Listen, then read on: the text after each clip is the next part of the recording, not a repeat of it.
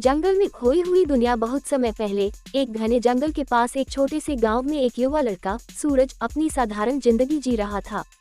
सूरज को जंगलों और पहाड़ों से बहुत प्यार था और अक्सर वह जंगल के किनारे पर समय बिताने जाता था। वह उन जगहों को बहुत पसंद करता था जहां चिड़ियों की चहचहाहट और पेड़ों की सरसराहट के अलावा कोई अन्य शोर नहीं था।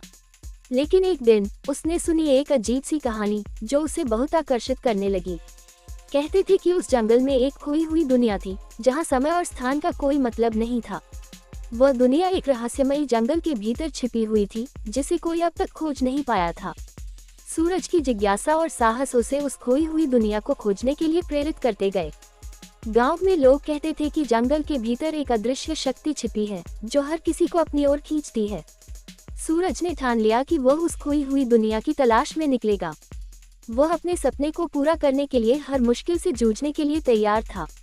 उसने अपनी यात्रा की तैयारी की और जंगल के अंदर गहरे तक जाने का फैसला किया। सूरज ने अपनी मशाल, कुछ जरूरी सामान और पानी की बोतल साथ ली और जंगल की ओर चल पड़ा। जंगल के भीतर घुसते ही सूरज को अजीब सी आवाजें सुनाई देने लगी। उसके चारों ओर घने पेड़, झाड़ियां और रास्ते थे जिनका कोई ठिकाना नहीं था। अंधेरे में मशाल की रोशनी के साथ वह धीरे धीरे आगे बढ़ता गया। उसकी आंखों के सामने पेड़ और लताएं अब रहस्यमयी रूप में बदलने लगी थीं। सूरज को महसूस हो रहा था जैसे जंगल उसके आसपास किसी अज्ञात शक्ति के रूप में जागृत हो। लेकिन सूरज ने हिम्मत नहीं हारी। वह जंगल के भीतर की रहस्यमयी गहराई को जानने के लिए और आगे बढ़ता गया, मानो जंगल उसे किसी अदृश्य शक्ति से मार्गदर्शन कर रहा हो। जैसे जैसे सूरज जंगल के अंदर गहरा जाता गया, वह महसूस करने लगा कि कुछ अजीब सा हो रहा था। हवा में बदलाव आ रहा था, जैसे समय का रुख पलट रहा हो। पेड़ों के पत्ते अचानक से खामोश हो गए थे और वातावरण में एक गहरी चुप्पी छा गई थी। सूरज अब एक ऐसी जगह पर आ पहुंचा था जहां सब कुछ अद्भुत था। वहां के पेड़ रंग बिरंगे थे और आकाश में सूरज की रोशनी भी बहुत अलग थी। सूरज को समझ में आ गया कि यह वही खोई हुई दुनिया हो सकती है जिसके बारे में उसने सुना था। उस रहस्यमयी दुनिया में सूरज ने देखा कि हर दिशा में अद्भुत प्राणी घूम रहे थे। यहाँ के जीव जंतु आम जंगलों से बिल्कुल अलग थे। उनकी आंखों में एक गहरी चमक थी और वे सूरज को देखकर कोई आक्रामकता नहीं दिखाते थे। सूरज ने महसूस किया कि यहाँ का वातावरण बहुत शांति और सौम्यता से भरा हुआ था। कुछ प्राणी सूरज के पास आकर खड़े हो गए थे, लेकिन वे न तो डराते थे और न ही उनका कोई हानिकारक इरादा था। सूरज को ये सब देखकर ऐसा लग रहा था जैसे वह किसी अलग ही दुनिया में आ गया हो। सूरज की आंखें अब इस नए वातावरण में और गहरी डुबकी लगाने लगी। वह इस रहस्यमयी दुनिया में खो जाने का मन बना चुका था, लेकिन तभी एक अद्भुत आवाज ने उसे चेतावनी दी। ये दुनिया तुम्हारे साथ नहीं है, आवाज ने कहा। सूरज ने देखा कि एक प्राचीन वृक्ष के नीचे एक बुजुर्ग महिला खड़ी थी, जिनके चेहरे पर एक अजीब सी शांति और ज्ञान की झलक थी। महिला ने सूरज से कहा, तुमने जिस दुनिया की खोज की है वह किसी और के लिए नहीं है। ये जगह उन लोगों के लिए है जो अपने दिल और दिमाग में शांति और संतुलन रखते हैं।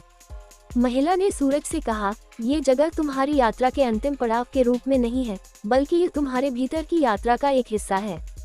सूरज ने महसूस किया कि यह खोई हुई दुनिया असल में बाहरी दुनिया की नहीं, बल्कि उसके भीतर के गहरे अनुभवों और सोच का प्रतीक थी। महिला ने सूरज को एक पत्थर दिया और कहा, ये पत्थर तुम्हारी आत्मा का प्रतीक है।